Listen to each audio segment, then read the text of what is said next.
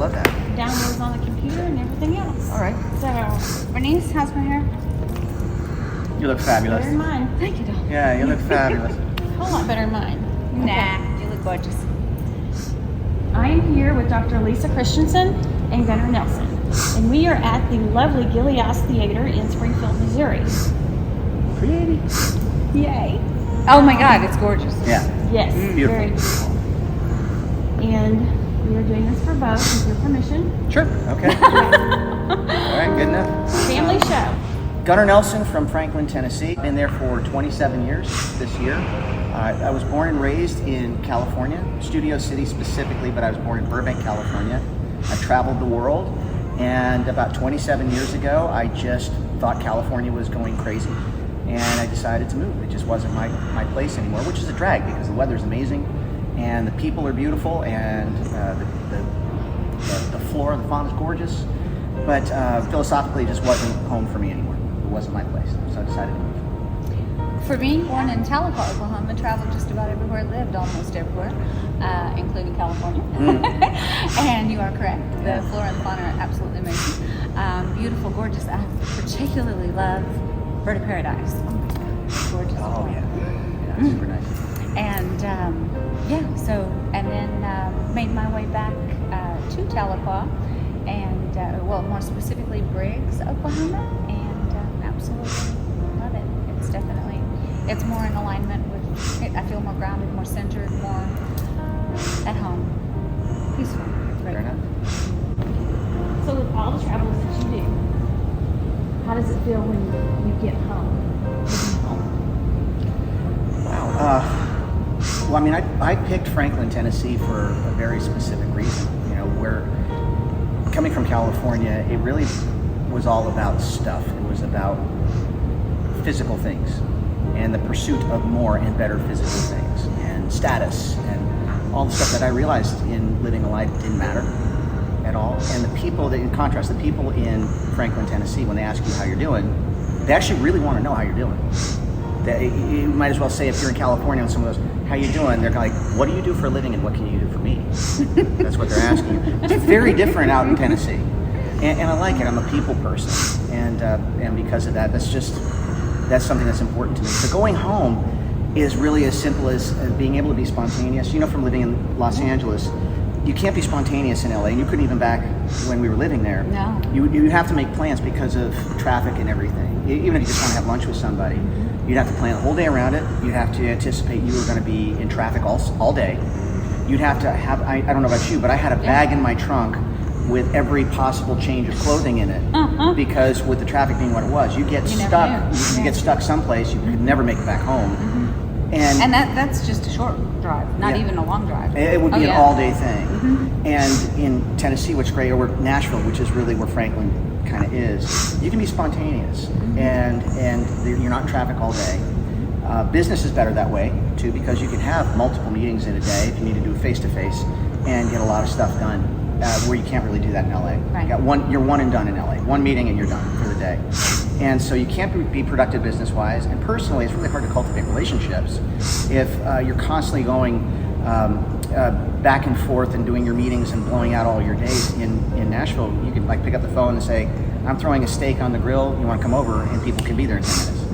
And that's something that was lost in Los Angeles a long time ago. And I think almost that same answer applies for me, because I think where I find that to be the most true is the fact that, like in Tahlequah, it seems like you reminded me of something just a second ago, and I had it on the tip of my tongue, and I probably should have You'll remember it after we leave here. Yeah, you know. You're going to be on the way home. That's so true. No, but that's what it was. See, thank you. I remembered. So, like when I was a little girl, I always thought, I want more. Like we talked about that this morning. I thought, I want more. I don't want that. I don't know what I want, but not that. And I always had this picture of I want the bigger, the better, the more, the grander, the more everything. And I was sitting on a porch one day in Tahlequah. This is when I was just first starting to, just restore the house and stuff like that, and sit on the porch. And people are waiting as they go by. I'm sitting in my porch swing, and I loved it. And then there was one particular moment that I noticed the sun coming in, and it painted the most beautiful piece of art on my door, and it was just the sun. It's just a sunset. That's all. And I remember crying because I thought, my dad used to tell me, everything that you're looking for is right here. All of that more that you want, it's right here. It's already right here in front of you. You just don't see it yet. And in that moment, in that sunset, I'll never forget that day. That was it. And you were so right. In LA, that would never happen. I had a blessing in that I grew up traveling quite a bit. And really, honestly, I realized after I spent a lot of time meeting people all over the world, especially in this country, that like my family in general, my family's been in entertainment for over 100 years, and we are supposed to represent a certain something. God, family, country, all of that. And Ozzy and Harry, my grandparents, were really about 50s values, whatever that means. But what I've come to know, it's really about people. It's really about what's really, really important. I think this whole COVID thing that everybody's been through for the last 3 years, which is completely insane, it forced everybody to kind of look at their priorities again. And sometimes God strips us all, makes us humble, and breaks us down to the bare essentials. And that's when you realize that it really is about your family and your friends and your loved ones, and not about the Bentley you're driving, and not about the big house that you need to pay someone to clean. It has nothing to do with that. It's almost like God's clearing off the table and says, can you see me now? Yeah, humility is a very good thing for that. And there's nothing humble really about LA and LA living. No. Even more so now. Yeah. Because what's really changed, you kind of felt that under the surface where everybody wanted more and bigger. And then you have a show like The Kardashians, which is really like the anti-Nelson family show. And Right. it's all about stuff and power and fame and money and all that. And my family just finds that gauche. So it's just we've got different sensibilities, I suppose. I'm talking way too much. No, you're not. Oh, I am. Okay, Gee, who had coffee for dinner? so I heard that you two share a birthday. We do. We do? Are you September 20th? No, I'm September 4th. Oh, okay. We're the same month. That's Same the month. month. Yeah, we are definitely We're the Virgos. same month, yes. Yeah, and I made Virgo by 2 days. Oh! Yeah, so I would have been a Libra had it been the 23rd. But yes, but that would have been Virgo. cool. Go Virgo. Yeah, go Virgo. So That's what right. else So do you have in common besides the same birthday month? we love people. We love God. We love family. We love the simple things. I think the older I'm getting my priorities more and more straight. Definitely, me too. Yeah, and it does get confusing growing up in LA, not for it to be a refrain, but you're really encultured from the time you're a small child to be focused on certain things. And I never felt like it was home to me. Even though I was born and raised there, it just never felt like a good place for my soul. And I didn't know what that meant when I was a child. I started to kind of learn about it over the years, and meeting people after shows or having meals with them and stuff on the road. I really honestly hate going to LA now, and I hate to say that. Yeah. I go there to work occasionally. It's rarely Right. now, but I get itchy when I actually land in Los Angeles. I feel like it's like the movie Hunger Games. Isn't it awful? And I'm in District 1. Yeah. And it's this dystopian world that I cannot connect with. And I just can't wait to leave. Yeah. And so the glamour of the great weather and the cool things and the pretty people, It can suck you in. it doesn't seduce me. And I don't think it ever really did. Even No, when I was I going to don't like grade school or high school, and we met when I was 18, and we were never really like any other band that was out there at the time. And I think a lot of Much people. better. Oh, well, Much thank better. you, thank you. But I think a lot of people, because of our lineage, they felt that my brother and I grew up with a silver spoon in our mouth, and we were trust fund kids, and we were just making music because it was something fun to do on a Thursday. And nothing could be further from the truth. It's not anybody's business to know that. Right. But being twins and coming in with my brother who shared my love for entertaining and music, and also being a musician and having music, really kept me sane, during all of those times. I didn't have the distractions that a lot of the other kids did. And I was just busy working on my music and learning my instrument and trying to put together a musical trip. But the impetus for that, and I didn't even really know back then, because I wouldn't even say that I was truly a Christian. I wanted to be positive and there's a real new agey sort of thing that goes on in LA, and I'm not saying I was down with the whole crystals and all that kind of stuff, but it's weird because in LA it was always about loving God was discouraged, and you were made to feel somewhat ashamed of it. And especially with the kind of music, I was in heavy rock and roll. So I didn't do drugs, I didn't drink, I wasn't satanic, I didn't have skulls on my stage, I didn't have pentagrams on my bass drum, and all that. I just wanted to make great music. And writing songs that had lines in it like "Don't be afraid to lose what was never meant to be," and having an album called "After the Rain" and about getting through tough stuff. It was really close to my heart. It wasn't a marketing campaign. It was what I truly believed. And I didn't realize until years later, especially with this COVID thing, that one of my top 5 days in my life was getting baptized again. Yeah. I got baptized when I was a little baby and I had no say in it. Right. But being able to do it when you're an adult. So my first time was 8. I got baptized when I was 8. Okay. Yeah, I was like 8 weeks, but it was really cool going into it consciously and being able to do that with my family, with my children, and all that. It was one of the most powerful, wonderful days ever. And we don't proselytize, we don't do that. I don't want to be a hippie Christian or anything like that. I like that word. Yeah, I just want to walk my path, and that's really a big part of what it is that we do. It's funny you say that because when she's saying what we have both of us seem to be really. My mom not so much. I don't know if you remember that. She tried to become a planet. No. Yeah. No. And I don't even think we ever talked that deeply about that sort of thing. Yeah, no, I think I probably took that kind of close to my vest, so to speak. But yeah, and we were both kind of like, when you say you were working on your craft, that's when I was working to, get my education to. So neither one of us fit The mold? Yeah, that's what I'm looking for. Yeah, square pegs in a round hole. Yeah. I understand shapes are difficult for people. Hey guys, is there any way we can actually wait on the house music just for 10 minutes? You're not opening doors for 15, right?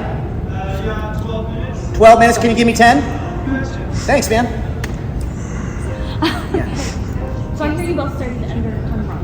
Yes. Was that the time? No. No, it was at different times. Tony was a good friend of mine. Yeah, he was a good friend of mine. That's how I got into it. I actually read Tony's first book right before my first musical trip, and that helped me get organized and helped me get focused. And his real angle in the beginning was about, we called it personal power. So his thing was about eliminating procrastination, which I am still guilty of to this day. It's still a struggle, I mean, it's just, it's a hard thing to get past. And he had this really great tape course where it was like 30 days to a completely different life. And it was also really pretty, it was back when we had cassettes and it was rainbow colored and you had your little journal. But it actually really made a difference for me, so much so that when I got my first platinum record, I actually sent Tony a copy of the plaque and a thank you note.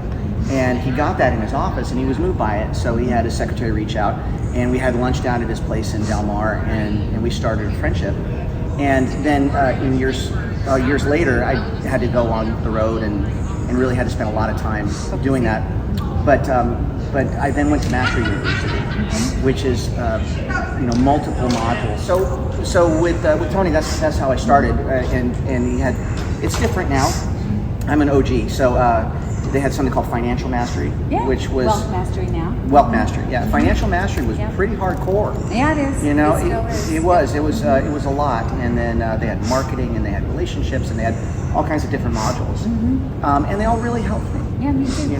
They really did, and go ahead. Oh no, I was going to say personally, I think it was probably one of the best investments I made. Wouldn't you think so? Well, investing in yourself is always the best investment you can make. You're going to carry that with you. Yeah. But I needed it, to be honest with you, at that particular time. But again, my reason why was different than most. Most of what Tony does now, it's all about wealth and abundance and success. Now it's different. Well, okay, but success is different for everybody. Okay, and when you actually have already gone number one, made millions of dollars, done the whole thing, had the fake friends, lost the fake friends, you've gone through that routine. I think that success starts to mean something different to you than it did when you were younger. Yeah. I mean, it's there's a great scene in Jerry Maguire where they talk about the Quan, and the Quan is everything. It's the love of family, friends, community. You can contribute all of those things in one. And I think there's more of a balance. And so my foundation was in Tony Robbins and in Mastery University. I'm very grateful for that. Yeah. But I follow Bruce Lee's philosophy on life, which is it's all about stripping away the unessentials. Mm-hmm. It's not building up and adding more stuff to what you do. It's about, Bruce Lee's philosophy was absorb what is useful to you, eliminate what is useless to you, and make it distinctly your own. Okay, so that's kind of the way I approach life. And I found there are very few things that I need in my life that make me feel successful. Yeah. You know, and doing what you want to do is really important. I've learned that, well, just on the musical side of things, if you do music that, say, a record company guy says, hey, you can work with this hit writer and do their song that I know you don't like, but they're owed lots of favors and you can be on the radio and be really successful. I have some friends in a band that shall not be named, but rock band, they'd had many hits on their own, but in the early 80s they were going through kind of a rough patch. You know, the kids were wanting the new thing, and these guys had been around since the 70s. Fabulous band out of Chicago, and their record company said, hey, you've got to do this Diane Warren song, and she was like the big schmaltz ballad person. She's had tons of hits. I wrote that song that Aerosmith sang on that big feature film, Don't Want to Close My Eyes, I Want to Fall Asleep, right? I mean, that's her bag. And they decided to do one of her songs. Huge #1 hit. And they hate it. But now they have to play it every night they're on stage. So you got to weigh that out, right? And what I know, look, writing songs is one of my favorite things to do. My dad, I grew up during my father's second phase of his career. He reinvented himself as a songwriter and really created a genre called country rock, which we all love to this day. And the Eagles came out of that, and Linda Ronstadt and all these great bands. But that's when my brother and I were born. It was right in the middle of that Laurel Canyon, Southern California music scene, and writing songs was everything. And throughout all of the years, the irony is you have people go, oh, well, those Nelson guys, trust fund kids, they were totally fabricated by their label, all that. Nothing could be further from the truth. Right. Started playing when we were 6, playing the LA clubs from the time we were 12, writing our own songs when anybody else who was much older than us were doing cover songs and getting work. We weren't getting work, but we were following our own path and writing our own music. Which And is better. well, actually, ultimately, it really is. Because I learned the hard way. It doesn't matter what you do, but as long as you do your thing, guess what? You're successful. Yeah. They don't want you to know that. That's true.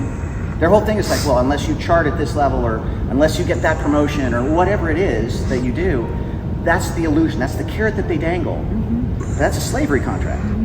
You just have to be very, very careful of making those decisions. And for me, it's kind of nice being the age that I am and looking back and going, well, at least truly, I did things my way. I wrote the best songs I could. Some I was blessed and they hit. Some, for whatever reason, they didn't. But I'm still proud of the work. Yeah. So I still feel successful. And the only time I did one cash grab on one record, and it's great because I have that as a reminder to me of how unfulfilling it is to try to like aim what it is you do for what is successful in the moment, according to people. It's okay being a nerd. We talked about that earlier today. It's okay being somebody that swims against the current. It's okay to be a square peg in a round hole. It's easier to not be.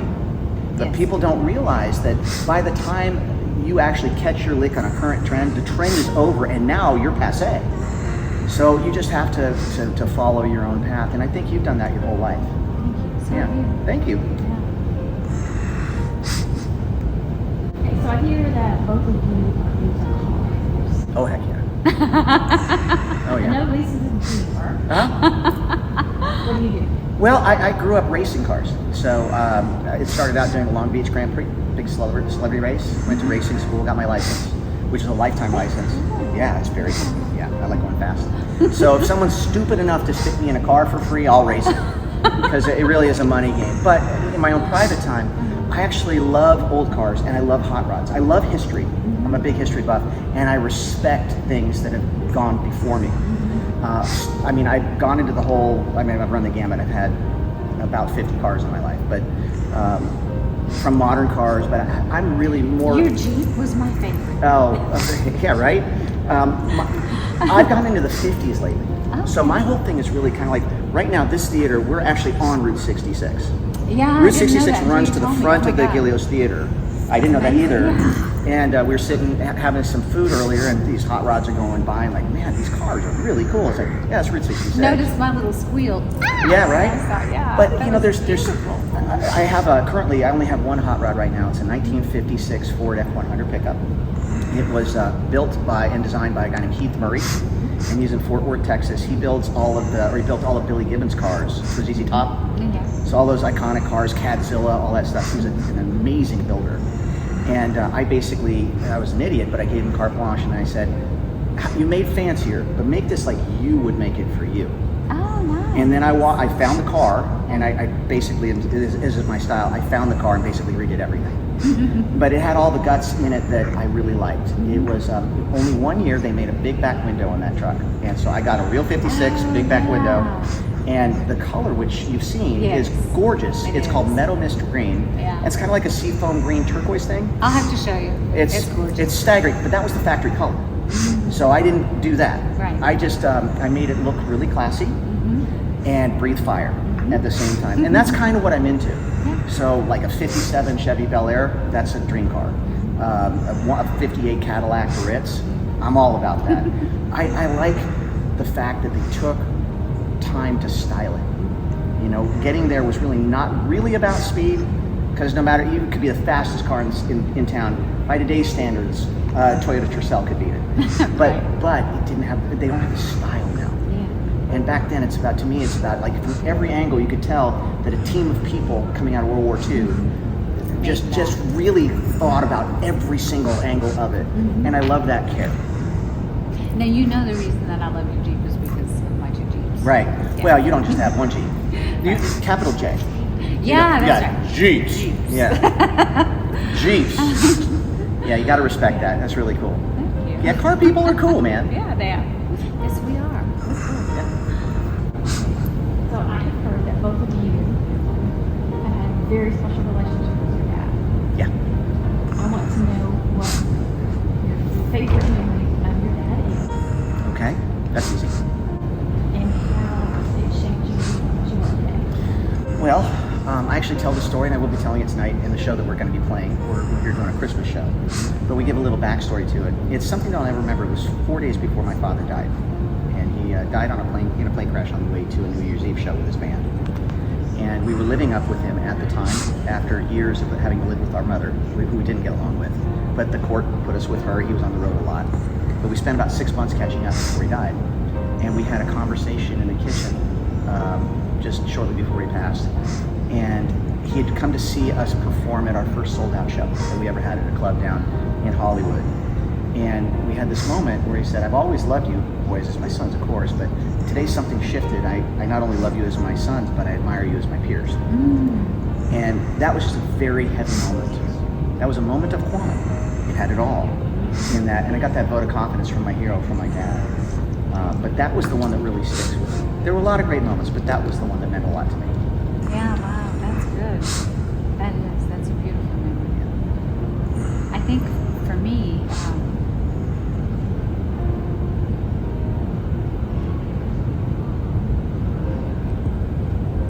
there's a windy hill.